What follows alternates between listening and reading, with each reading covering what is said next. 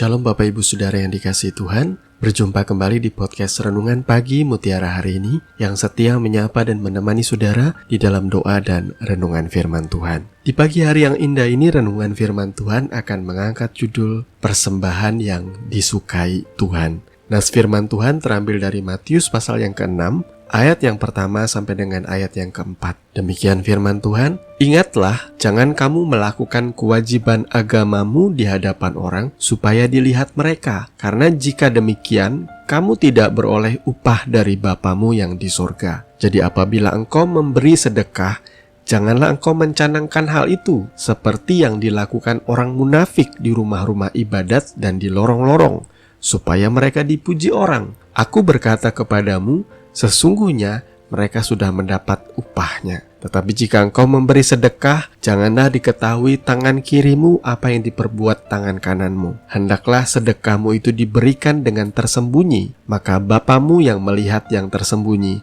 akan membalasnya kepadamu." Amin. Bapak Ibu Saudara yang dikasihi Tuhan, pembahasan kita kali ini masih ada hubungannya dengan renungan kita yang sebelumnya. Dan dari nas pembacaan firman Tuhan tadi, lagi-lagi kita melihat teguran Tuhan bagi orang-orang yang memberikan persembahan dengan tujuan untuk mendapatkan pujian. Beberapa tahun yang lalu, saya pernah melihat ada seorang pengusaha ketika diberikan ruang kesaksian, ia maju, kemudian di akhir kesaksiannya ia berkata bahwa hari ini saya akan menyumbangkan uang sekian puluh juta untuk pembangunan gereja. Dan semua orang bertepuk tangan. Kalau menurut ayat firman Tuhan yang kita baca tadi, maka tindakan pengusaha ini tentunya adalah hal yang tidak dikenan oleh Tuhan. Komitmennya untuk memberikan persembahan, mendukung pelayanan dan gereja mungkin baik. Tetapi kalau kita melihat dari terang firman Tuhan, maka apa yang dilakukannya jelas tidak sesuai dengan kebenaran firman Tuhan. Tuhan mengajarkan kita, hendaklah pemberian atau sedekah atau apapun juga kebaikan yang kita lakukan, jangan dengan motivasi untuk kita pamerkan. Kita mengharapkan pamrih supaya kita dipuji orang. Dan lihatlah, orang bertepuk tangan dengan kebaikan kita. Firman Tuhan berkata, sesungguhnya kamu sudah mendapatkan upahmu. Yakni pujian orang tadi, tepuk tangan orang tadi. Bagaimana orang memandang saudara, wah dia seorang yang dermawan, dia seorang yang baik. Tetapi di sisi lain saya bisa memaklumi hal ini. Karena tidak semua orang mendapatkan pengajaran yang benar. Bahkan termasuk pengusaha tadi, ia mungkin saja melakukannya di dalam ketidaktahuannya. Sehingga supaya saudara tidak mengulangi hal yang sama, maka mari kita belajar seperti apakah bentuk persembahan yang disukai oleh Tuhan. Bapak Ibu Saudara yang dikasihi Tuhan, apakah saudara pernah mendengar kisah mengenai sepasang suami istri, yakni Ananias dan Safira, di dalam Kisah Rasul 5 ayat 1 sampai dengan ke-11. Bagaimana mereka berdua sepakat untuk menjual sebidang tanah. Lalu dengan sepengetahuan istrinya, Ananias menahan sebagian dari hasil penjualan itu, dan sebagian lagi diletakkannya di depan kaki rasul-rasul. Lalu Rasul Petrus menegur Ananias dengan berkata, "Mengapa hatimu dikuasai iblis, sehingga engkau mendustai Roh Kudus dan menahan sebagian dari hasil penjualan tanah itu?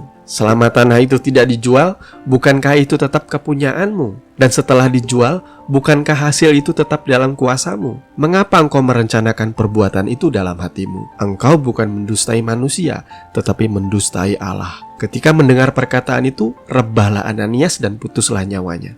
Dan hal ini terulang juga dengan istrinya Safira. Petrus bertanya kepada Safira, "Katakanlah kepadaku, dengan harga sekiankah tanah itu kamu jual?" Jawab perempuan itu, "Betul, sekian." Lalu Petrus berkata, "Mengapa kamu berdua bersepakat untuk mencobai roh Tuhan?" Dan seterusnya, seketika itu juga rebahlah perempuan itu di depan kaki Petrus dan putuslah nyawanya. Dan sayangnya ayat ini seringkali dipelintir oleh pendeta-pendeta pemuja prosperity gospel atau Injil kemakmuran. Mereka menggunakan ayat ini untuk mengancam jemaat. Kalau memberi persembahan kepada Tuhan, jangan setengah-setengah. Nanti akibatnya seperti Ananias dan Safira loh, dikutuk oleh Tuhan. Padahal tidak seperti itu konteksnya. Jadi maaf kata, buat pester-pester yang seringkali muncul di TV dan mengajarkan hal yang seperti ini, Anda harus kembali merevisi pengajaran Anda. Karena ayat ini jelas mengatakan, Ananias dan Safira menjual tanah dengan harga sekian. Lalu mereka meletakkan hanya sebagian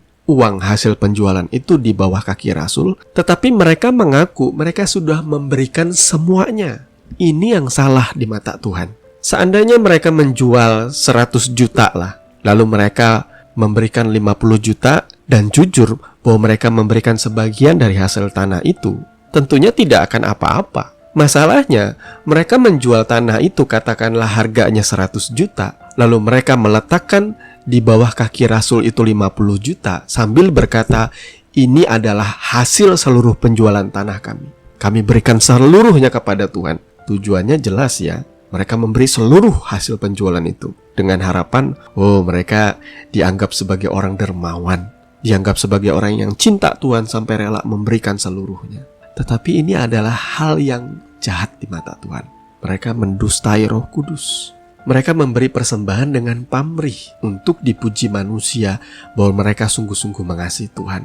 Seolah-olah mereka telah mempersembahkan seluruh hasil penjualan tanah untuk pekerjaan Tuhan. Seolah-olah mereka yang paling mengasihi Tuhan. Tuhan tidak mempersoalkan berapa besar jumlah persembahannya, tetapi memperhatikan maksud persembahan itu. Apakah persembahan itu diberi dengan hati yang tulus atau bukan? Maka berhati-hatilah dalam memberikan persembahan, saudara. Lakukanlah semua itu dengan kerelaan hati dan dengan kemampuan yang kita punya. Tidak usah kita sok-sokan pengen dibilang dermawan atau pengen dibilang murah hati oleh jemaat. Sia-sia ketika saudara memberi dengan motivasi dipuji oleh orang lain. Di dalam perjanjian lama juga tercatat ada persembahan Kain dan Habel. Persembahan Kain ditolak oleh Tuhan. Persembahan Habel dikenan oleh Tuhan, disukai Tuhan. Banyak tafsiran membahas mengenai persembahan mereka berdua ini. Kenapa persembahan Kain ditolak? Kenapa persembahan Habel diterima? Tetapi saya ingin menyimpulkan satu hal. Tuhan jelas berdaulat untuk menerima dan kurang berkenan dengan persembahan kita, karena Ia melihat hati kita. Saya percaya saat Tuhan berkenan dengan persembahan Habel, Tuhan melihat hati Habel, bahwa ia mempersembahkan itu dengan iman yang benar atau dengan motivasi yang benar di hadapan Tuhan. Sementara Kain, di dalam 1 Yohanes 3 ayat 12 dikatakan, bukan seperti Kain yang berasal dari si jahat dan yang membunuh adiknya. Apakah sebabnya ia membunuhnya? Sebab segala perbuatannya jahat dan perbuatan adiknya benar. Dengan kata lain, Tuhan tahu kejahatan hati Kain. Maka persembahan kita ketika engkau melakukannya di dalam kejahatanmu, ketika hatimu tidak bertobat, persembahanmu itu tidak akan pernah bisa berkenan di hadapan Tuhan. Makanya saudara, kalau saudara bertanya, persembahan apakah yang disukai oleh Tuhan? Jelas, persembahan yang tulus ikhlas, yang lahir dari hati, di dalam kemampuan kita, bukan dengan motivasi mendapatkan pamrih, mencari pujian dari orang lain, dan juga persembahan yang lahir dari hati yang bertobat. Tuhan memberkati firman-Nya. Mari kita berdoa. Bapa, di dalam nama Tuhan Yesus, terima kasih untuk kebenaran firman yang mengajarkan kami untuk kami boleh memberikan persembahan kami dengan tulus dan ikhlas di hadapan Tuhan. Ajar kami mempersembahkan pemberian-pemberian kami dan sedekah kami, bukan dengan mengharapkan pujian dari orang lain, bukan mengharapkan sanjungan, pengakuan dari orang lain, bahwa kami dianggap dermawan dan murah hati. Tetapi biarlah segala persembahan itu kami persembahkan dengan ketulusan, tanpa diketahui seorang pun. Kami memberi dengan kerelaan hati. Terima kasih Bapa. Di dalam nama Tuhan Yesus kami berdoa. Amin. Bapak Ibu Saudara yang dikasihi Tuhan, kami percaya kebenaran firman boleh menjadi dasar dan kekuatan di dalam setiap kehidupan kita. Sampai bertemu lagi di podcast Renungan Pagi Mutiara hari ini yang berikutnya. Kasih karunia menyertai saudara sekalian. Shalom.